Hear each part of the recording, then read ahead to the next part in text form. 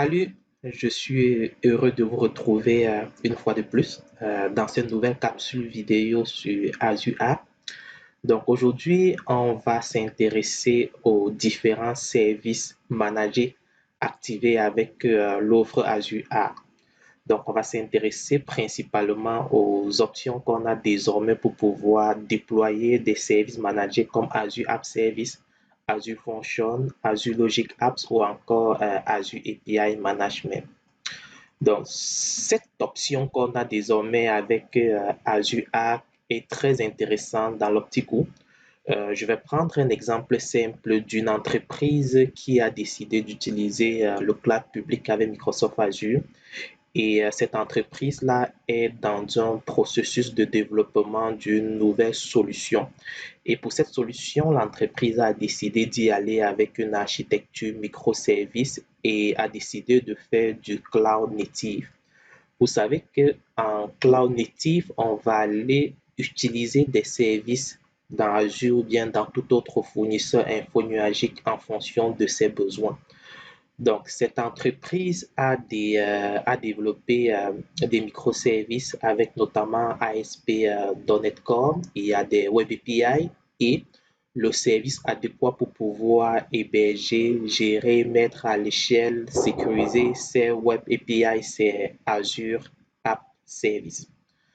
Ensuite, dans l'architecture, il y a des applications qui sont exécutées selon une certaine périodicité ou bien selon un événement. On a par exemple des traitements de l'eau qui font des rapports et qui sont exécutés périodiquement à peut-être minuit chaque jour. Donc, pour ce besoin, l'entreprise a décidé d'utiliser Azure Function et on a également d'autres applications qui sont déclenchées par des événements.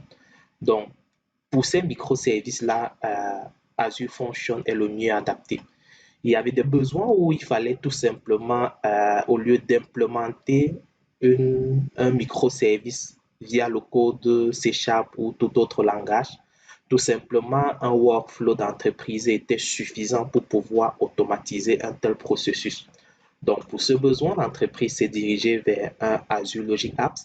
Et bien évidemment, lorsqu'on est en architecture microservice, il y a ce besoin de communication événementielle asynchrone qu'on doit mettre en place entre nos différents microservices afin d'avoir un couplage faible entre ces microservices et également afin d'offrir des microservices sans état.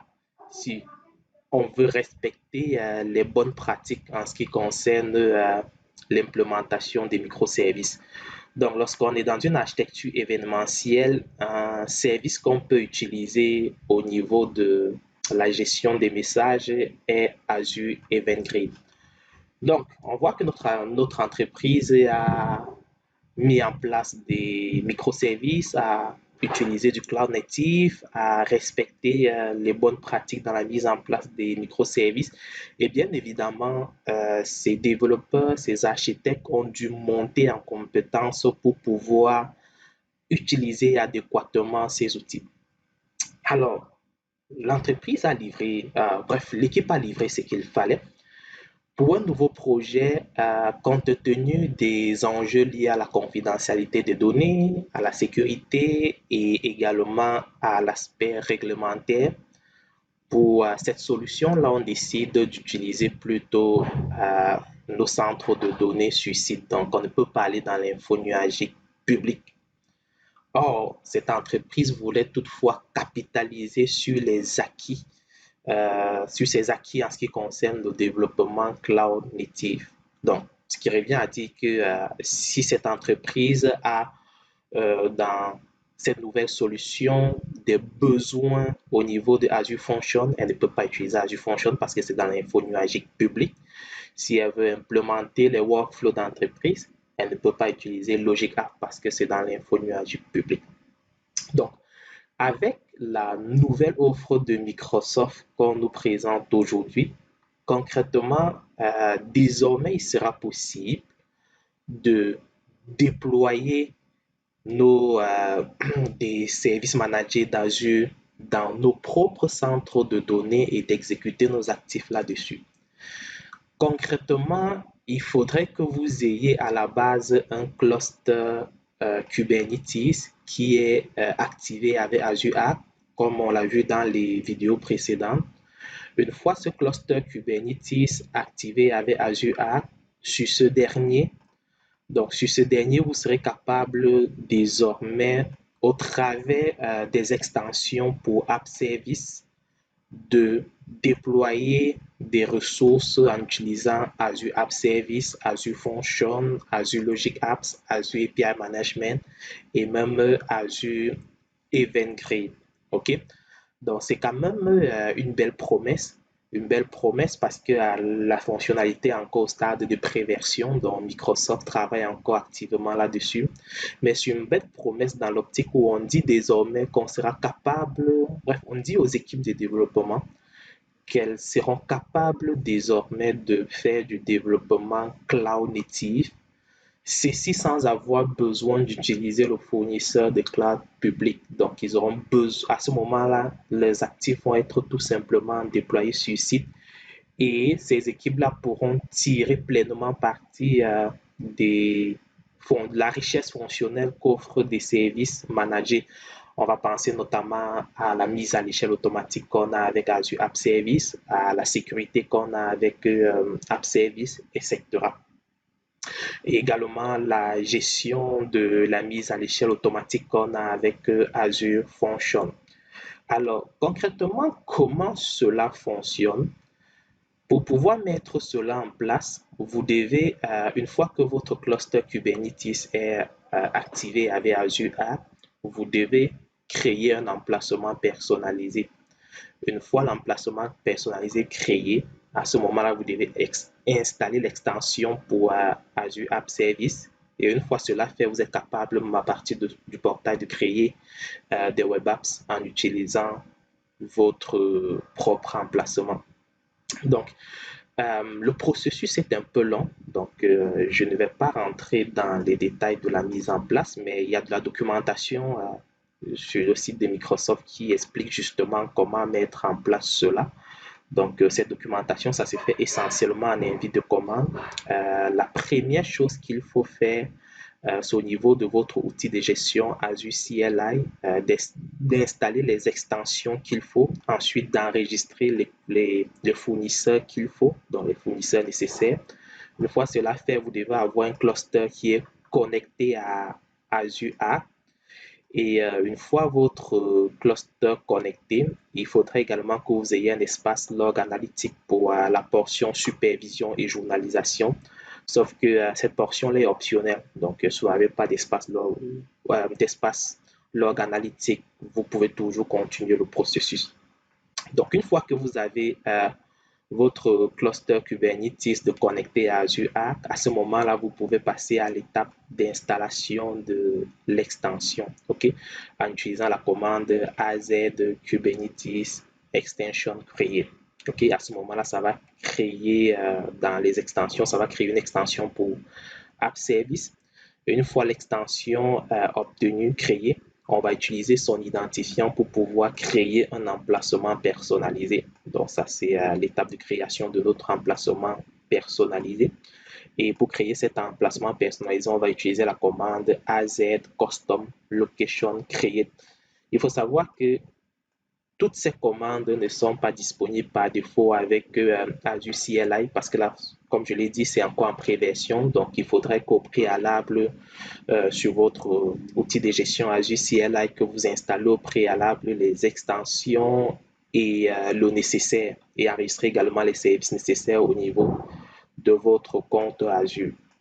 Donc là, on a notre emplacement de créer. Donc, une fois l'emplacement de créer, on doit créer pour finir un App Service Kubernetes Environment. OK? Donc, ça, c'est la dernière étape qui va permettre de créer notre App Service Kubernetes Environment.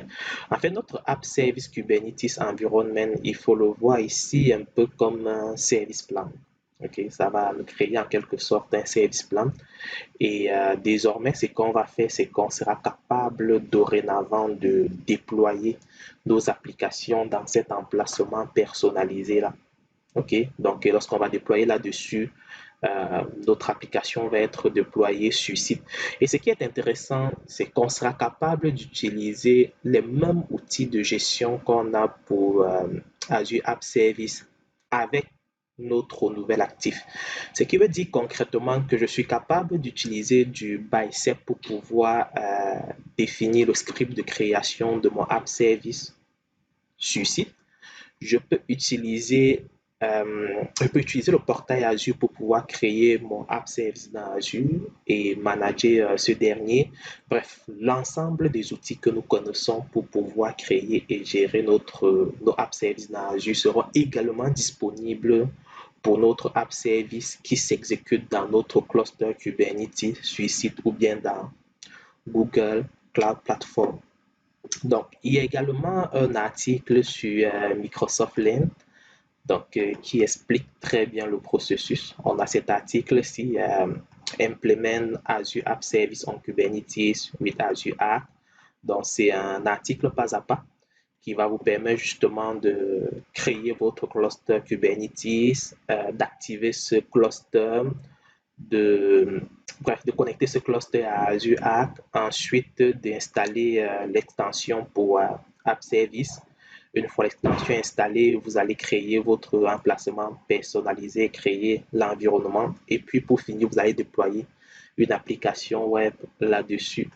Sauf que actuellement, c'est un tutoriel qui marche uniquement avec Azure Kubernetes Service. Dans la documentation, je n'ai pas trouvé des documentations qui expliquaient le processus avec les autres fournisseurs Kubernetes, notamment Amazon ou bien encore Google Kubernetes Engine.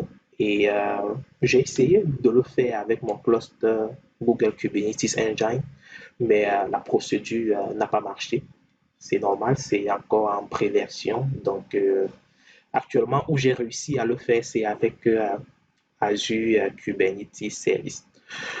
Donc, si je vais dans le portail Azure pour vous présenter cela, donc dans le portail Azure ici, j'ai ma ressource Kubernetes activée pour Azure Arc. Donc, si je vais dans la zone extension, c'est là qu'on va trouver justement mon extension App Service. Donc là, c'est mon extension App Service. Puis, si je reviens dans le groupe de ressources, vous allez voir que là-dedans, j'ai un emplacement personnalisé qui a été créé. Donc, c'est une ressource dans Azure qui s'appelle My Custom App Service Location. Donc, ça, c'est mon emplacement personnalisé qui est une ressource dans Azure. Maintenant, je vais utiliser le portail Azure pour me créer une application web en utilisant ces ressources-là avec Kubernetes. OK? Donc, je vais aller sur Créer. Et là, je vais prendre Web Apps. Okay. Donc, là, je sélectionne mon abonnement. Puis, mon groupe de ressources, je vais mettre dans le même groupe de ressources. Donc là, je peux donner un nom à mon application, mais avant de donner un nom, je vais aller au niveau des régions. OK? Région, ça m'affiche toutes les régions dans Azure dans lesquelles je peux déployer mes actifs. Ce qui est intéressant, c'est que dans région, j'ai désormais une zone emplacement personnalisé. Et là, on voit mon emplacement personnalisé, My Custom App Service. Et regardez ici, au niveau du DNS des App Services dans Azure, on a toujours le suffixe Azure Website.net. Donc, lorsque je vais prendre mon emplacement personnalisé, vous voyez que mon suffixe change. J'ai un DNS qui est un peu plus personnalisé et qui finit par .io. OK? Donc là, je peux saisir, je peux mettre ARC, test web apps. OK. Donc, pile d'exécution, je vais prendre .NET 6 LTS. OK. Donc, pareil, c'est vraiment l'expérience reste pareille que pour toute ressource dans App Service, avec bien évidemment les différents onglets de base, réseautique, surveillance, balise, etc. Donc, une fois que j'ai fait cela, vous voyez qu'ici, la particularité, c'est qu'ici, vous voyez que je n'ai plus cette option-là de saisir ou bien de sélectionner mon plan de service. Donc, par défaut, il va être rattaché à l'environnement Kubernetes que j'avais créé et que je vous ai présenté dans le didacticiel de Microsoft. Donc, une fois cela fait, je peux cliquer sur Vérifier et Créer. Donc, vous allez voir que là, il va prendre exactement le même temps qu'il le fait pour toute ressource App Service pour créer ma ressource. OK? Donc, il va créer ma ressource et voilà, c'est fait. La ressource a été créée. Je vais directement accéder à cette ressource.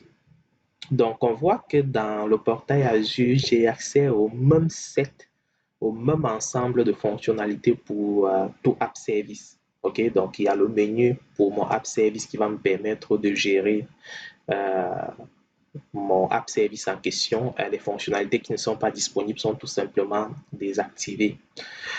Donc, si on voit l'URL, ça correspond à l'URL qu'on a défini. Ici, ce qui est intéressant, c'est le plan de service. Donc, notre plan de service ici, c'est un plan K1.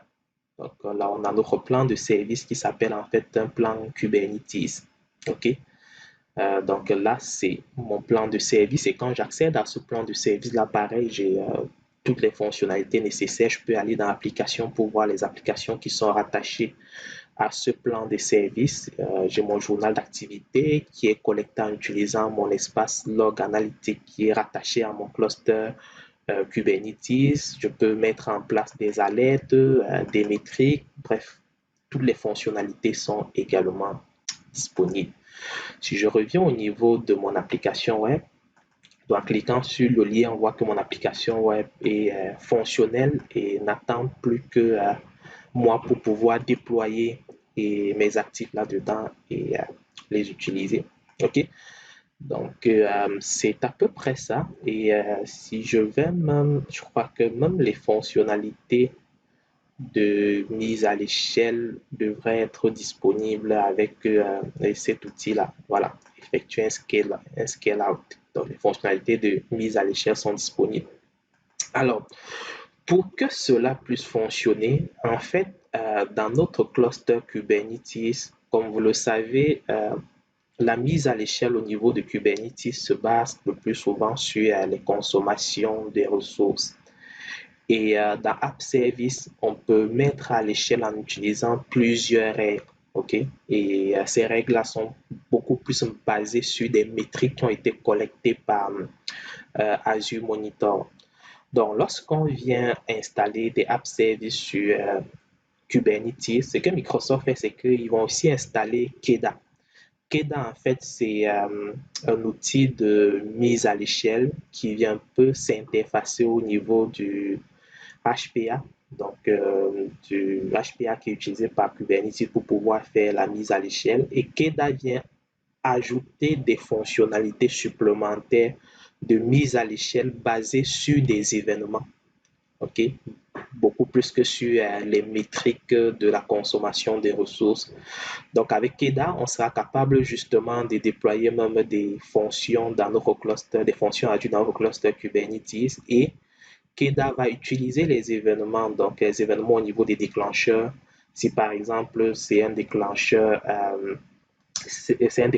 Event Grid et qu'il y a beaucoup de messages qui ont été reçus dans notre Event Grid, à ce moment-là, il sera capable de scaler comme il faut le, notre fonction en créant peut-être des portes supplémentaires qui vont être utilisées pour pouvoir répondre à la charge de travail. Donc, c'est quand même assez intéressant, certes, à utiliser actuellement avec des pincettes. Tout ce qu'on peut faire actuellement, c'est expérimenter parce que ça souffre encore de quelques défauts. Et aussi, comment est-ce que les mises à jour vont s'effectuer? C'est pas clair parce qu'on sait tous lorsqu'on utilise un service managé, la gestion des ressources, de la sécurité, des mises à jour, des SDK est sous la responsabilité du fournisseur de la plateforme infonuagique.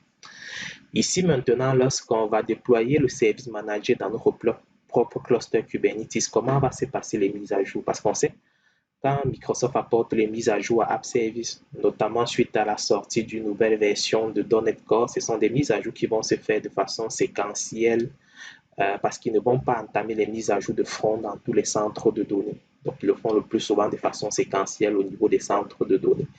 Comment est-ce que ça va se passer pour nos app services? À ce moment, je n'ai aucune idée. Dans la documentation, il n'y a pas encore de... Bref, peut-être qu'il y en a déjà, mais à date, la dernière fois que je consultais, je n'ai pas trouvé de précision à ce niveau-là.